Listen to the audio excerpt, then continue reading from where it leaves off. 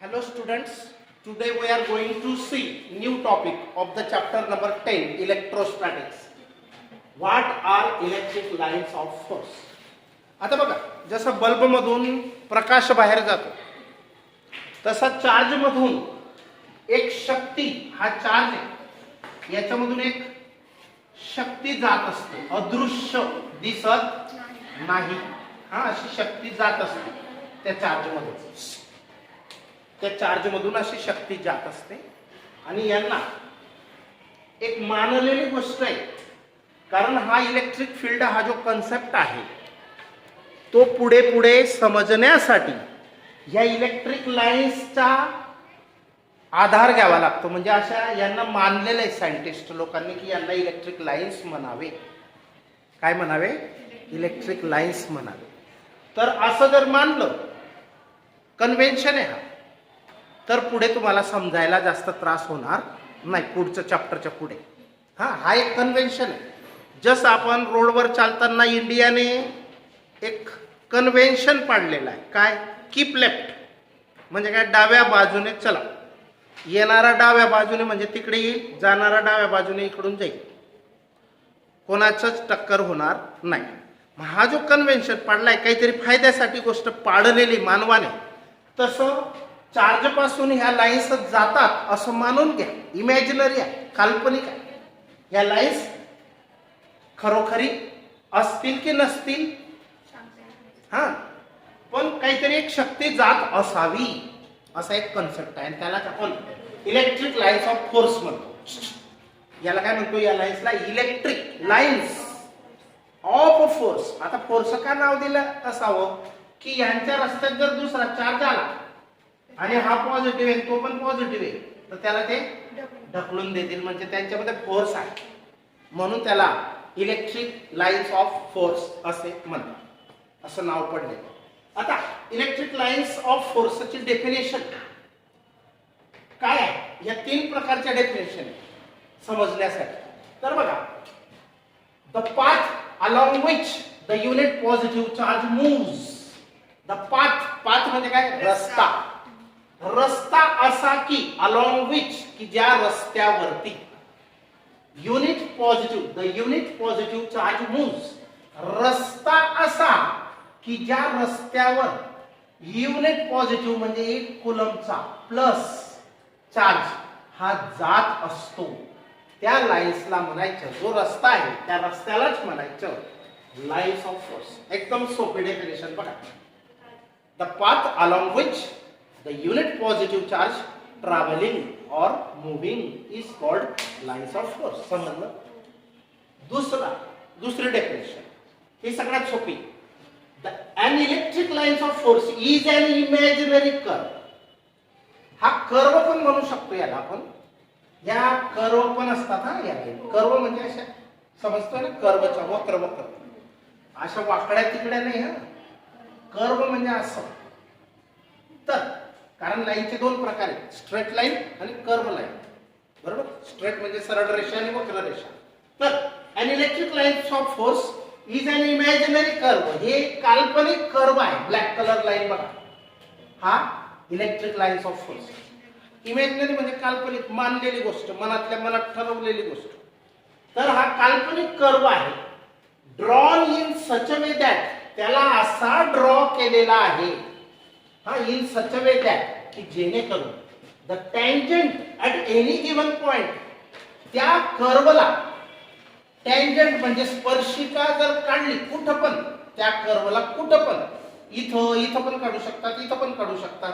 तर ह्या दोन टँजंट काढलेल्या आहेत बघा.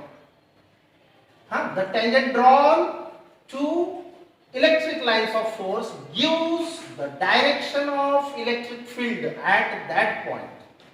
आता इथं जर पाहिलं आणि ही लाईन अशी कशी पण असेल, पुढे अशी, पण इथं टँजंट ड्रॉ केली आणि ती ड्रॉ केलेली टँजंट काय सांगते की इथं इलेक्ट्रिक फील्डची डायरेक्शन कोणती आहे.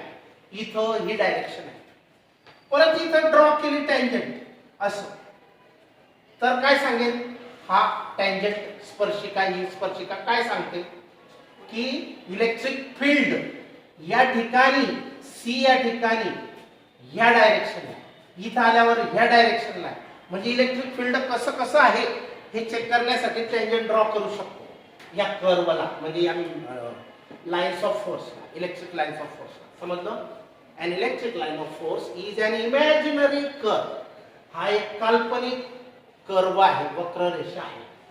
Drawn in such a way that, म्हणजे अशा प्रकारे काढलेला आहे की त्याला in such a way that the tangent at any given point, त्या कर्वला कोणत्याही ठिकाणी टँजंट ड्रॉ करा, स्पर्शिका ड्रॉ करा.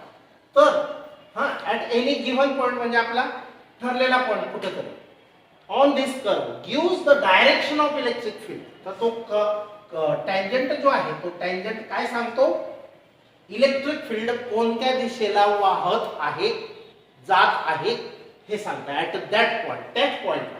आता या पॉइंटला पाहिलं इलेक्ट्रिक फील्ड इथे इकडे, या पॉइंटला पाहिलं इकडे. आता ही डायरेक्शन आणि ही डायरेक्शन मध्ये फार फरक आहे. परत ह्या डायरेक्शन याच्यामध्ये पण फरक आहे. समजलं? तिसरी डेफिनेशन बघा. अ line of force is defined as, line of फोर्सची व्याख्या अशी पण केली जाते, अ कर्व सच दॅट, असा कर्व की जेणेकरून the tangent at any point, तोच पॉइंट आहे जसाच्या तसा आहे, tangent at any point two this curve.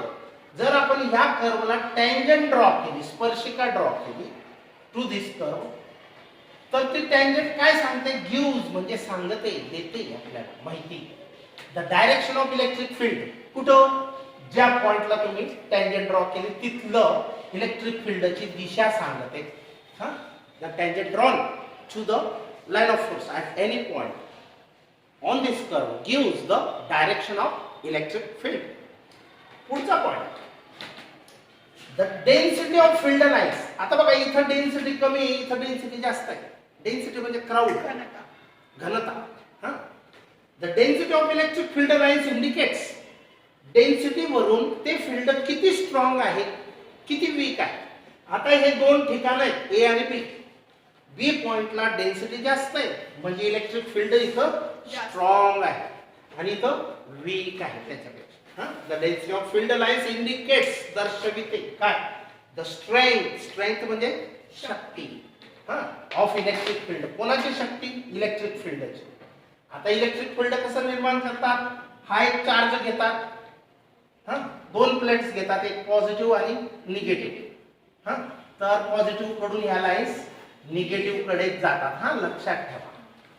तर या दोन प्लेट आहेत, यांना बॅटरीला जोडलेले, बॅटरीचं निगेटिव्ह या प्लेटला जोडलं आणि बॅटरीचं पॉझिटिव्ह या प्लेटला जोडलं, तर त्यांच्यामध्ये हे फील्ड तयार होतं. हे दिसत नाही, अदृश्य असतं. तर ही density indicates the strength of electric field at that किंवा at the given point in space. Space म्हणजे कुठं पण, जिथं असेल तिथं. आता व्हेरी इम्पॉर्टंट क्वेश्चन, ही डेफिनेशन एकच मार्काला येणार. तुम्हाला जी पटेल ती लिहायची, फक्त एकच. तिघ प्रकार सांगितला आहे, त्याच्याबद्दल ही एक्स्ट्रा माहिती, बरोबर. आता state characteristics of electric lines of force. Electric lines of फोर्सची वैशिष्ट्ये सांगा, प्रॉपर्टीज नाही. बरोबर, मी सांगितलंय तुम्हाला प्रॉपर्टीज आणि कॅरेक्टरिस्टिक्स मध्ये काय फरक आहे. पेनचं एक्झाम्पल देऊ. आता कॅरेक्टरिस्टिक्स म्हणजे त्यांच्यामध्ये खास गोष्ट कोणती असते, खासियत कॅरेक्टरिस्टिक्स मध्ये, आणि प्रॉपर्टी म्हणजे गुणधर्म, गुण. तर बघा पहिली गोष्ट आहे, the lines of force originate from, म्हणजे उगम पावतात कुठून, from a positively charged object. जो पॉझिटिव्ह असेल त्याच्यापासूनच त्या निघतात आणि निगेटिव्ह कडे त्या एंड होतात, संपतात, तिथे त्यांचा अंत होतो. बघा, the lines of force originate म्हणजे उगम पावतात from a positively charged object and end on म्हणजे संपतात कुठं, निगेटिव्हली चार्जड ऑब्जेक्ट. समजलं? सोपं आहे की नाही? They start from a positively charged object and ends on a negatively charged object. बस. दुसरा मुद्दा बघा, the lines of force neither intersect nor meet each other. या रेषा एकमेकांना कधीच छेदत नाही.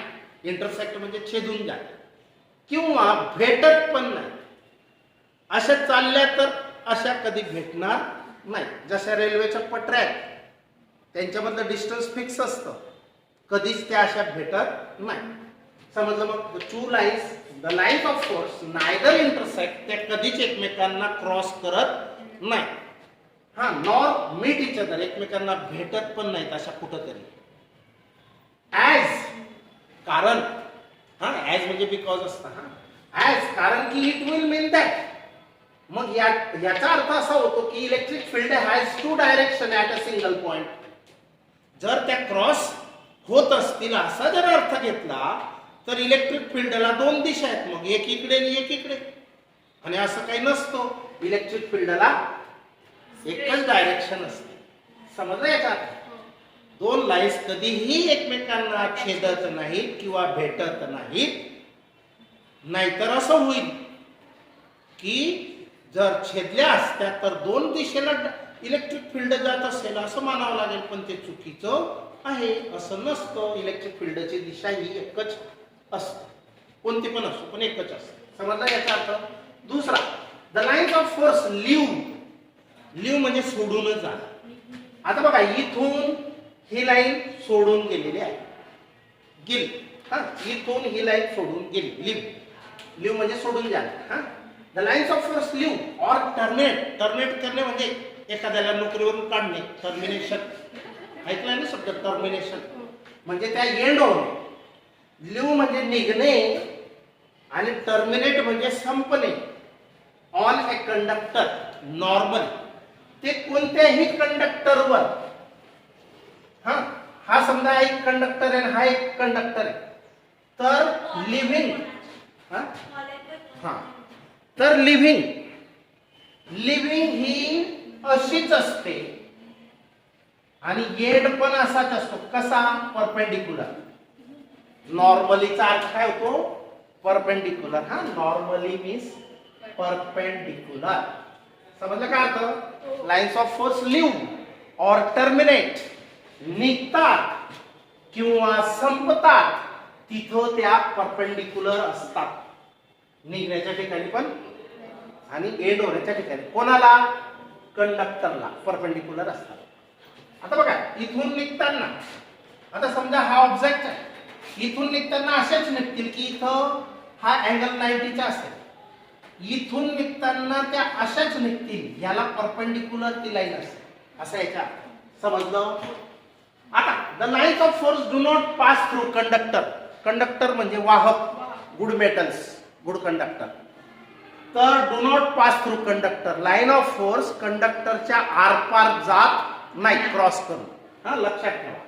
दॅट इज, याचा अर्थ असा होतो की electric field inside the conductor is zero. त्या लाईन्स जातच नाही तर मध्ये काहीच नाही इलेक्ट्रिक फील्ड. लाईन्स असतील तर इलेक्ट्रिक फील्ड, लाईन्स नसतील तर इलेक्ट्रिक फील्ड काय असेल? झिरो. पण ते कुठून पास होऊ शकतात? आरपार जाऊ शकतात. But they pass. Who pass? Lines of force. Sir, conductor वाहून घेऊन जातो ना, मग त्याच्यासाठी आरपार जात नाही. हे इलेक्ट्रोस्टॅटिक्स मध्ये मेटलचा काही संबंध नाही. आपण नॉन मेटलच शिकतोय, इन्सुलेटर शिकतोय. कारण चार्जेस कोण तयार करतं? Insulator. Ebonite rod, silk, wool असं पाहिलं ना आपण. हा, कंडक्टर हा त्या चार्जेसला वाहून घेऊन जातो, पण ते चार्जेस तो आरपार नाही जाऊ देत या लाईन्सला, इलेक्ट्रिक लाईन्सला. हे लक्षात ठेवा. हा, तर the lines of force do not pass through conductor. That is, it means, याचा अर्थ असा होतो की inside the conductor the electric field is zero. Electric field zero असतो. पण they can pass through insulator. पण या लाईन्स, इन्सुलेटर जर असेल, फायबर, वूड असं, सॉरी, हां, तर प्लास्टिक सारखं, कंगव्यासारखं, एबोनाइट सारखं, त्याच्यामधून आरपार त्या जाऊ शकतात. हा, नॉन मेटल. इन्सुलेटर म्हणजे नॉन मेटल. तिसरी गोष्ट, magnitude of electric field intensity is. Magnitude of electric field intensity म्हणजे काय? इलेक्ट्रिक फील्डची तीव्रतेची किंमत. Magnitude of electric field intensity म्हणजे इलेक्ट्रिक फील्डची तीव्रतेची किंमत. हा, व्हॅल्यू इज प्रपोर्शनल. ही कोणावर अवलंबून असते? प्रपोर्शनल म्हणजे अवलंबून असते, डिपेंड असते. कोणावर अवलंबून असते? The number of lines. जितक्या जास्त लाईन्स तितकं जास्त मॅग्निट्यूड त्या इलेक्ट्रिक फील्डचं मॅग्निट्यूड जास्त. ट्रू. हा, तर magnitude of electric field intensity is proportional to the number of lines, lines of force per unit area. एक युनिट एरिया मधून, हा समजा युनिट एरिया आहे, याच्यामधून जर 50 लाईन्स गेल्या आणि तेवढाच युनिट एरिया दुसरा आहे आणि त्याच्यामधून 100 लाईन जात असतील, तर याची इलेक्ट्रिक फील्डची मॅग्निट्यूड जास्त आहे. हा, युनिट एरिया हा पण आहे, हा पण आहे, पण याच्यामधून 50 जात आहेत आणि याच्यामधून 100 जात आहेत. मग इलेक्ट्रिक फील्ड स्ट्रॉंग कुठे आहे, मॅग्निट्यूड जास्त कुठे आहे? इलेक्ट्रिक फील्डचं मॅग्निट्यूड म्हणजे त्याची किंमत इथं जास्त आहे. हा, मग कशावर अवलंबून असतो? लाईन्स पर युनिट एरिया. युनिट एरिया मधून किती लाईन जात आहेत त्याच्यावर अवलंबून असते मॅग्निट्यूड ऑफ इलेक्ट्रिक फील्ड. समजला अर्थ? Per unit area of the surface held perpendicular to the field. हा सरफेस आहे एरियाचा आणि तो कसा असतो? परपेंडिक्युलर असतो. इथं धरायचा हा युनिट एरिया या perpendicular to the field. Electric lines of force are crowded in a region. Electric lines of force गर्दी करतात तिथं. कुठं गर्दी करतात? Crowded in a region where electric intensity is large. जिथं इलेक्ट्रिक इंटेन्सिटी जास्त असते तिथं त्या गर्दी करतात आणि जिथं कमी असते तिथं त्या विरळ असतात. विरळ माहिती ना शब्द? मोकड्या मोकड्या. and where electric intensity is large, electric lines of force are crowded in a region where the electric intensity is large, and electric lines of force are widely separated. Wide म्हणजे चौडाई, माहिती ना? रुंदी काय म्हणतात? रुंदी. तर separated from each other in a region where electric intensity is small. त्या कुठं वाईडली सेपरेट असतात? In a region where the electric intensity is small. शेवटचं समजलं की नाही? The lines of force of an uniform electric field are parallel to each other and are equally spaced. जर field हे uniform असेल, आता field हे युनिफॉर्म असेल म्हणजे समजा ही एक पॉझिटिव्ह एक निगेटिव्ह प्लेट आहे, यांना बॅटरीने चार्जेस सप्लाय केलेले आहेत वायर लावून. प्लेट आहेत दोन अशा समोरासमोर. तर इथून ह्या लाईन्स अशा जातील, बरोबर? ते फील्ड जितकं जास्त राहील ना तितक्या लाईन्स जास्त जातील. कमी राहील ना व्होल्टेज तर कमी जातील लाईन्स.